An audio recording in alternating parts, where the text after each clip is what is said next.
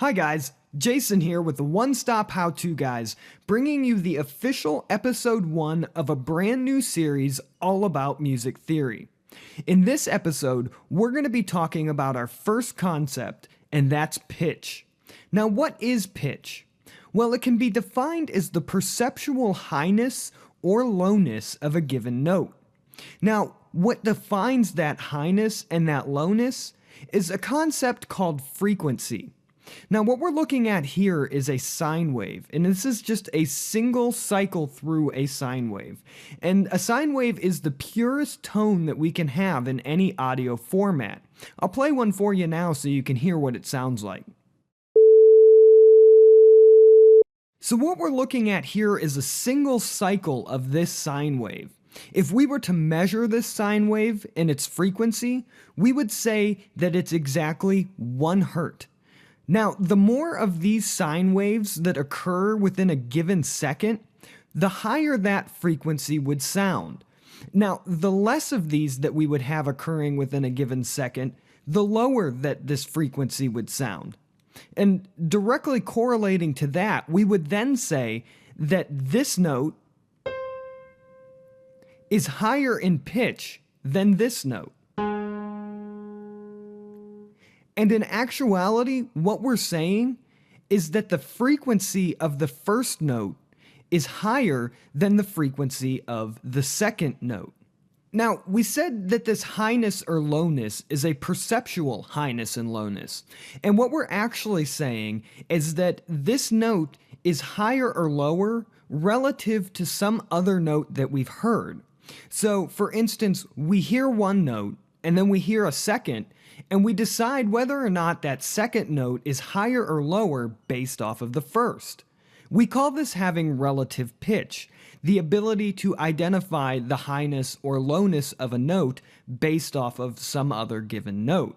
Now, there are some people out there who are gifted and are somewhat lucky at times to have something that is called perfect pitch, and that's the ability to identify the highness or the lowness of a note without actually having to base it on some other note. They can just hear it and identify, yes, that's an A, yes, that's a G.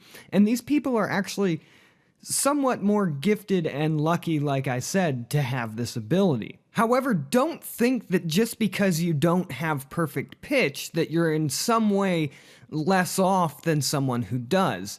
In fact, you find yourself in the category that pretty much most of us find ourselves in, and that we don't just have that natural ability to identify perfect pitch. So don't ever base your abilities within music theory and pitch identification based on the fact that you might not have perfect pitch. It's completely fine, and most of us find ourselves in that category. Now, each one of these frequencies is assigned to a letter of the alphabet ranging from A to G. For instance, A above middle C on the staff is assigned to the frequency of 440 Hertz, which means that there are 440 cycles occurring every second, and we identify that particular frequency with this particular pitch and letter of the alphabet. Now, this occurs repeatedly over and over as many times as we need it to, and each time we come to the same letter of the alphabet, either going up or down, we call that an octave. And octaves are basically just a doubling, an entire doubling of the frequency. So if we start on A440, the next A moving upwards that we come to would be A880. As we go the other way, we would find ourselves coming to A220. And that's just kind of how it works. As we ascend, we increase in frequency, and as we descend, we decrease in frequency. Now, each one of these are mapped to a location on the staff. For instance, when we're in treble clef, A440 or A above middle C would be found in this location. And as we ascend up the scale, we then ascend through the alphabet and increase our frequency. As we go the other direction, we descend back through the alphabet and we lower the frequency.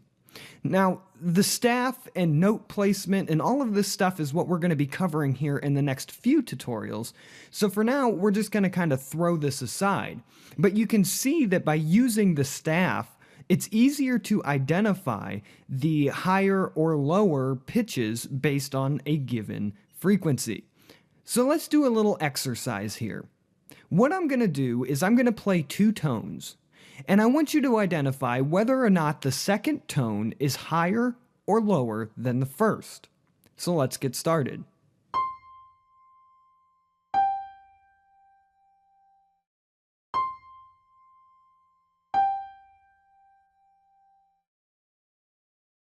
In this instance, the second note was lower than the first. Let's try another.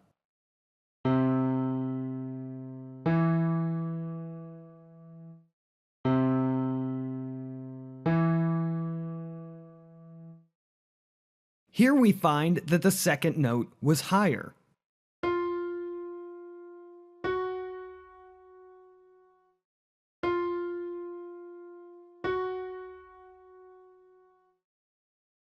Again, we have a higher note.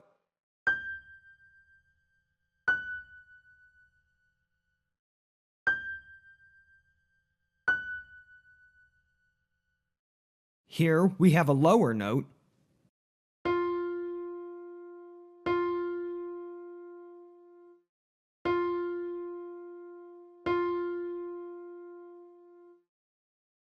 I added this last one to see if you could tell whether or not the note was higher or lower. However, it wasn't. It was a unison. The second note that we played was exactly the same as the first. Now, if you got all of these correct, then I think you're ready to go ahead and move on to the next episode. However, if you struggled with this a little bit, you may want to go back and watch this video again. Now, it is always good to continually practice this exercise. Find a keyboard, find something that will allow you to play notes. Identifying whether or not notes are higher or lower may not seem that important right now, but I can promise you that as we move forward with this series, it will become more and more prevalent. So continue to practice with exercises like these. Now, if you like this video, make sure you give it a like, subscribe to the channel, follow me on Twitter, and I'll see you in the next episode of One Stop How To Guys Music Theory.